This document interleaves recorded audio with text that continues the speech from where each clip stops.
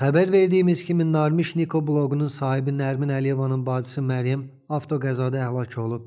Faciəvi hadisə iyunun 12-si saat 20 radələrində paytaxtın Nizami rayonu Babək prospektində baş verib. Belə ki, həmin vaxt İman Həsənovun idarə etdiyi İVECO markalı marşrut avtobusu ilə paytaxt sakini 2002-ci il təvəllüdlü Rövşən Muradovun sürdüyü Cherry markalı avtomobil toqquşub. Nəticədə Muradov sərnişini 2002-ci il təvəllüdlü Məryəm Elxan qızı Məmmədova və avtobusun 3 sərnişini xəstəxanaya yerləşdirilib.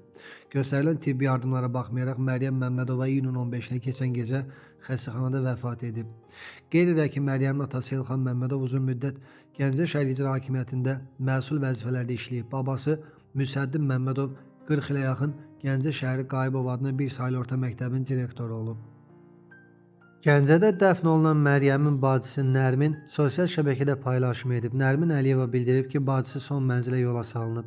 O paylaşımında Məryəmin ölümündən sonra da insanlara həyat bəxş etdiyini vurğulayıb. Bugün balaca balamızı son mənzilə yola saldıq. Sağlığında hər kəsin köməyinə çatdığı kimi gedərkən də öz xeyirxahlığını göstərdi. Bacımın gözəl ürəyi və bir neçə orqanı 6 nəfərə həyat verdi. O qeyd edib ki, həyata keçirilən orqan donorluğu sayəsində bir neçə insan yenidən yaşamaq şansını qazanıb. Bu bağışlanma sayəsində bugün hansısa ana övladına qovuşacaq, hansısa ata yenidən ailəsinə sarılacaq, hansısa gənc həyata tutunacaq. Səninlə fəxr edirik, mənim mələyim.